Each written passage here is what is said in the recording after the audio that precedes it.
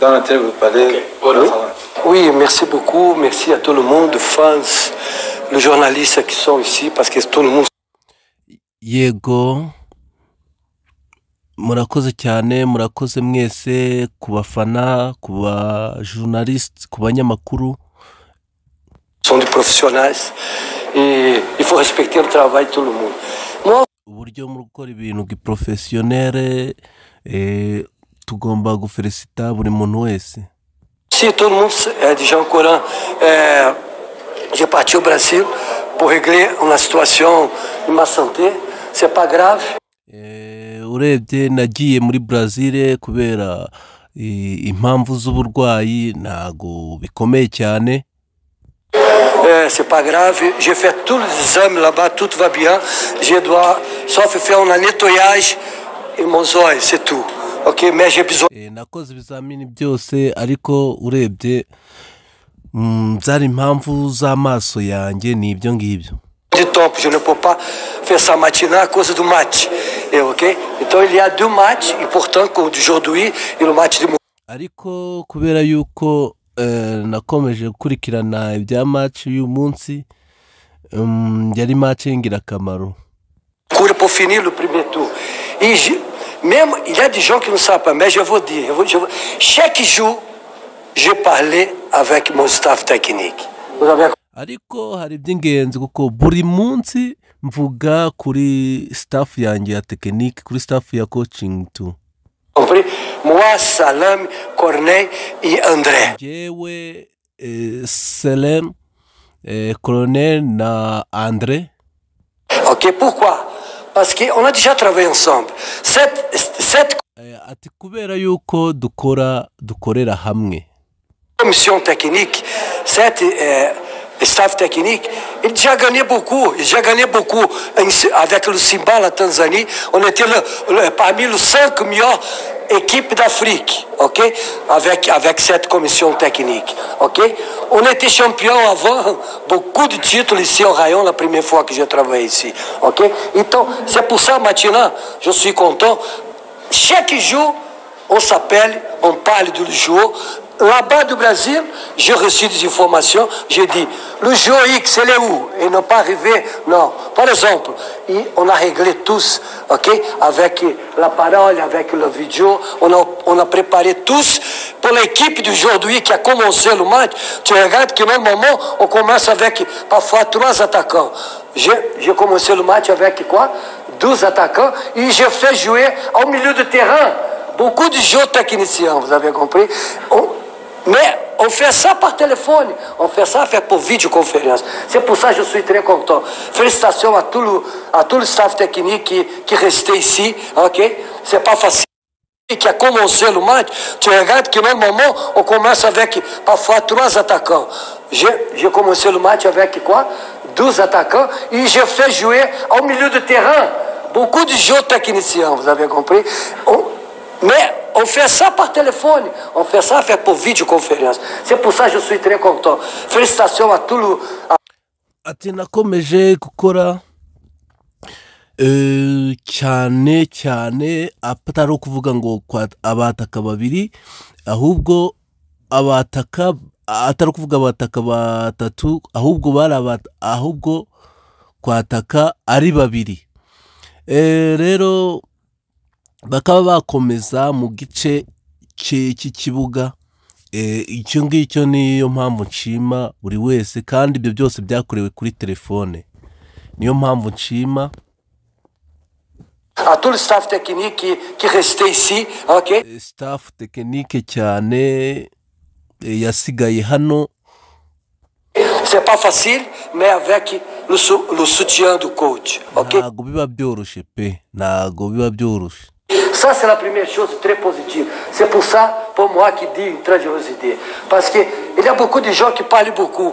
Mais notre équipe, notre façon de travailler... Urabizi hari abakinnyi benshi bavuga cyane. C'est pas parler beaucoup, c'est travailler beaucoup et prioriser. Kuri ubu ngubu ntago ari ibyo kuvuga cyane, ahubwo ni ugukora cyane.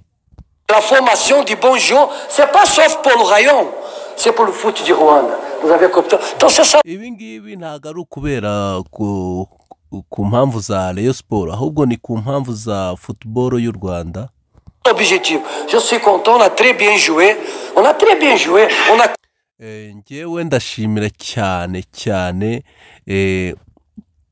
uburyo turi gukina. commandé le match aujourd'hui avec beaucoup de respect, mais le Rayon, il a joué avec le touche de balle, triangulation, overlapping. Okay? On a donné la liberté pour les attaquants attaquer l'équipe adverse. Urumva twebwe dutanga liberté dutanga ubwisanzure ku bataka, dutanga ubwisanzure ku bakinnyi. Avec le ballon, tu regardes, je parlais ça avec Aziz.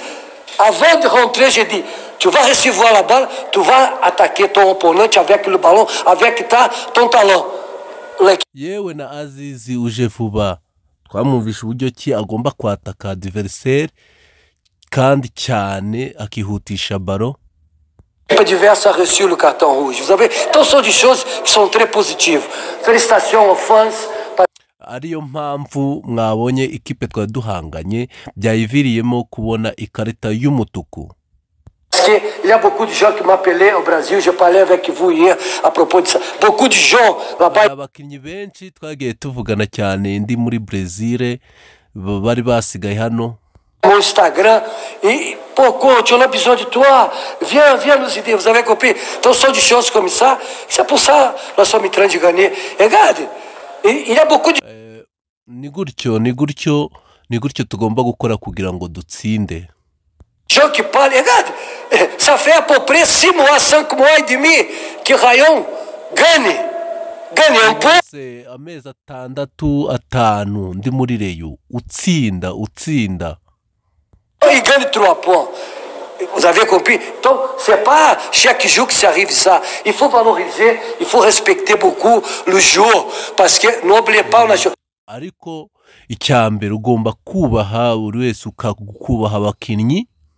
Maintenant, c'est plus facile de parler. Ah, l'équipe du Rayon, ça marche. L'équipe, il y a une bonne équipe. Mais regarde, quand on est arrivé ici, il y a 3 équipes. C'est pas une équipe. Il y a 3 équipes. Jeunesse, l'équipe B et l'équipe qui part pour la sélection nationale. Avec erega mwebwe muzi iyo ndi hano mba mfite inshingano z'amakipe 3. discipline, mfite abakinnyi b'ikipe nini, iy'abajene n'iy'abana. on a éliminé des choses qui ne sont pas bien pour le groupe. Et Bose bakora sélection. après, on a formé une équipe très forte. Ariko ibyo byose wabiteranya ugakuramo ikipe imwe ifite imbaraga. Vous avez compris? C'est pour ça que je suis content. Une équipe Niyo mpamvu ziri gutuma nshimira. comme Rayon, on est très populaire, c'est comme le Flamengo du Brésil, au Rio de Janeiro, que j'ai déjà joué là-bas. Ce sont des choses comme ça. C'est pas facile parce que vous êtes obligé de gagner chaque match. Même match amical, Ni kimwe na Flamengo nakinnyemo nayo wasangaga match yose twahize kuyitsinda. obligé de gagner parce que ça c'est Rayon. C'est pour ça que je te dis, j'ai été blessé à cause de ça parce que c'est pas facile pour un être humain. Je ne suis pas une machine. Hein? Je dois m'occuper de régler. Niyo mpamvu nkora ku buryo buri wese arakora kuko ntago ndi machine. Une équipe, un staff technique et nous sommes obligés de gagner chaque match. Qui a fait ça? Yaba ekipe yaba staff technique twishizemo ko tugomba gutsinda buri match. Dans l'Afrique, dis-moi, s'il y a d'autres entraîneurs qui ont déjà fait plus que ça. Non, sauf Rayon et Robertinho.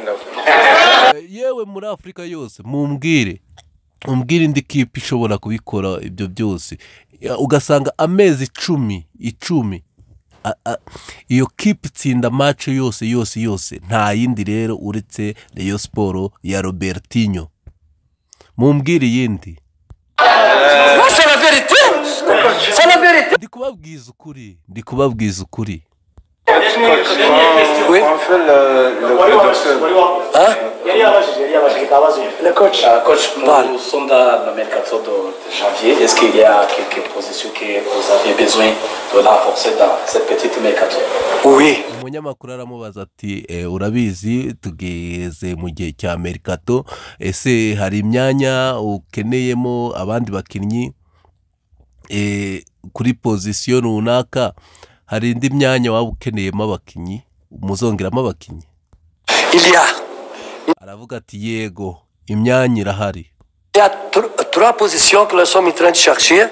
Et, hari pozisiyo eshatu turi gushakaho le dirigeant du club, avec une personne de confiance, ils sont en train de trouver, de chercher, de choisir, bien choisir. Envoyez moi aussi.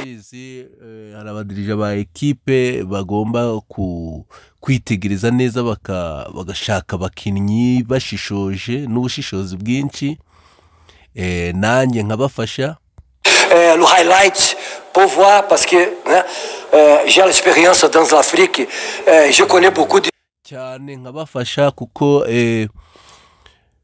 nkunda ekipe kandi mfite experience muri Afurika cyane pays, beaucoup de joueurs qui sont parfois libres, mais nous sommes en train de chercher ça, parce qu'il y a le limite, il y a la fenêtre du mois de janvier qui va finir et c'est l'opportunité. niyo mpamvu turi gukora cyane kugira ngo tubabone kuko haba hari limite haba hari itariki utagomba kurenza Je préfère ne pas dire maintenant le poste, mais ça, tout ce que tu as dit, c'est vrai. Nous sommes en train de chercher en trois postes, ok?